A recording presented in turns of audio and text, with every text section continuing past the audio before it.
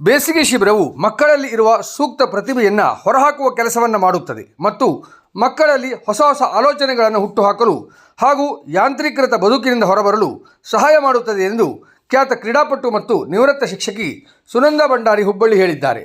ಅವರು ಹೊನ್ನಾವರ ತಾಲೂಕಿನ ಕೆರೆಕೋಣ ಗ್ರಂಥಾಲಯ ಅರಿವು ಕೇಂದ್ರದಲ್ಲಿ ಗ್ರಾಮ ಪಂಚಾಯತ್ ಸಾಲ್ಕೋಡ್, ಕೆರೆಕೋಣ ಗ್ರಂಥಾಲಯ ಅರಿವು ಕೇಂದ್ರ ಮತ್ತು ಸಾಲ್ಕೋಡ್ ಗ್ರಂಥಾಲಯ ಅರಿವು ಕೇಂದ್ರ ಇದರ ಆಶ್ರಯದಲ್ಲಿ ಕುಮುದಾ ಅಭಿವೃದ್ಧಿ ಸಂಸ್ಥೆಯ ಸಹಕಾರದೊಂದಿಗೆ ನಡೆಯುವ ಗ್ರಾಮೀಣ ಮಕ್ಕಳ ಬೇಸಿಗೆ ಶಿಬಿರವನ್ನು ಉದ್ಘಾಟಿಸಿ ಮಾತನಾಡಿದರು.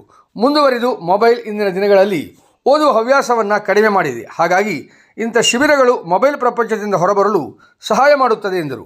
ಉದ್ಘಾಟನಾ ಕಾರ್ಯಕ್ರಮದ ಅಧ್ಯಕ್ಷತೆ ವಹಿಸಿಕೊಂಡಿದ್ದ ಸಾಲ್ಕೋಡ್ ಗ್ರಾಮ ಪಂಚಾಯತ್ ಮಾಜಿ ಅಧ್ಯಕ್ಷ ಕೇಶವ ಶೆಟ್ಟಿ ಮಾತನಾಡಿ, ಬೇಸಿಗೆ ಶಿಬಿರವು ಮಕ್ಕಳ ಶೈಕ್ಷಣಿಕ ಬದುಕಿಗೆ ಒಂದು ಮುಖ್ಯವಾದ ಭಾಗ. ಹಾಗಾಗಿ ಮಕ್ಕಳು ಈ ಶಿಬಿರದಲ್ಲಿ ಸಕ್ರಿಯವಾಗಿ ಭಾಗವಹಿಸಿ ಎಲ್ಲ ರೀತಿಯ ಕಲೆಗಳನ್ನು ತಮ್ಮ ವಿದ್ಯಾರ್ಥಿ ಜೀವನದಲ್ಲಿ ಅಳವಡಿಸಿಕೊಂಡು ಉತ್ತಮ ಮಕ್ಕಳಾಗಿ ಬೆಳವಣಿಗೆ ಹೊಂದಬೇಕು. ಹಾಗಾಗಿ ಇದರ ಸಂಪೂರ್ಣ ಪ್ರಯೋಜನವನ್ನು ಪಡೆದುಕೊಳ್ಳಬೇಕು ಎಂದರು.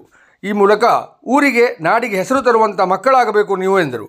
ಮುಖ್ಯ ಅತಿಥಿ ಕೆರೆಕೋಣ ಹಿರಿಯ ಪ್ರಾಥಮಿಕ ಶಾಲೆಯ STMC ಅಧ್ಯಕ್ಷ ರಾಮ್ ಭಂಡಾರಿ ಮಾತನಾಡಿ, ಮಕ್ಕಳು ರಜೆಯಲ್ಲಿಯೂ ಕೂಡ ಕ್ರಿಯಾಶೀಲರಾಗಿರಬೇಕು.